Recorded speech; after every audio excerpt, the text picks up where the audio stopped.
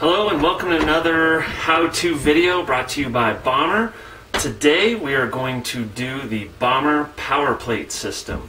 This is a system that can work on any 4-hole or 3-hole board and gives you quite a lot of performance enhancements. You get a little bit of lift off the board and you get some absorption with the E-ring system. And if you want, and we'll talk about it, you can add cant. So we're going to show you how to install it now in the next section of this video. Alright, we're going to now install the Bommer Power Plate onto this 4-hole board. As I mentioned before, we've got, the Power Plate does come in a 4-hole version and a 3-hole version. We're going to install a 4-hole version today. So the first thing you're going to want to do is take your E-ring. In this case we're using the blue E-ring. Like I said before, there is a yellow E-ring which is much softer. There is also a red E-ring that is much stiffer, and the blue E-ring is right in between. Alright, we can help you in selecting those due to your weight, your height, and your skill ability. So just drop us a line, we can help you select those. Also, you can pick your cant disc. It comes in a 0 degree, which is flat. We also have 3 degree, which has got a little bit of cant to it, and we also do offer a 6 degree, which has a lot more. 6 degrees to be exact. Cant. So once again, we can talk to you about that. Most people, when they're coming from soft boots, tend to go towards the 0 degree in front and in rear, which is fine. You can certainly do that. We do recommend at least trying a little bit of cant, such as this 3 degree, for the rear. If you're a very directional rider, all you're going to do is go in that direction, like in a border cross course, or if you're going to be doing a lot of carving, try a 3 degree. It's something worth trying. It adds a little bit of cant to your rear foot forward. What we're going to do first is take the cants and install the E-rings, and they just easily snap in like that. You might have to wrestle it a little bit. Sometimes you push down on it to pop it in there. That one's installed. Going to do the same with the rear one. Work it around, maybe push on it. Okay, that one's installed. Now we're going to take the center disc and install it into this assembly. So you'll notice there's teeth on here and there's teeth on the center disc. Alright, that allows you to rotate this cant disc. If you want to change the angle of the cant, create a compound angle, that's up to you. In this case we're going to do kind of what I call a traditional setup, where the angle of the cant is in line with the snowboard.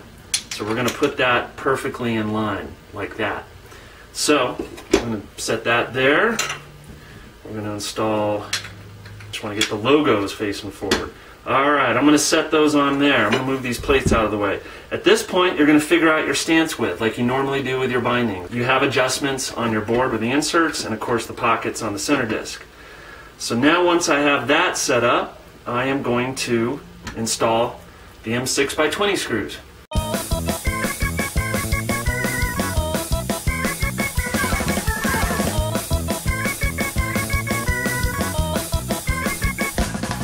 Okay, sometimes when the E-rings are brand new and it's hard to get that cant disc to set down into it, so sometimes when you're installing these screws you really got to push down hard to get that first screw engaged, alright? But then the rest of them will take after that. When I set it up, I like to have these wings, you'll see there's 3 of them, these little wings here. I like to have on the outside the wings facing out like that and the center one towards the middle.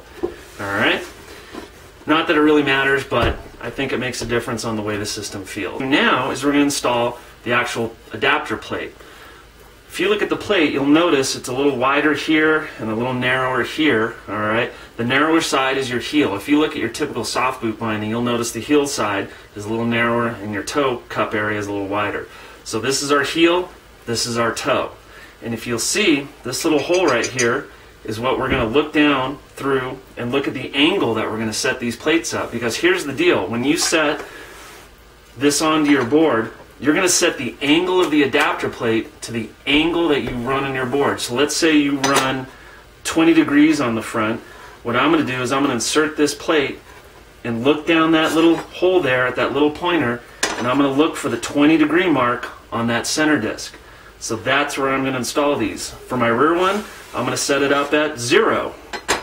So I'm going to make sure that this little pointer is looking at the 0 on the center disc. Now we install the M8 flatheads.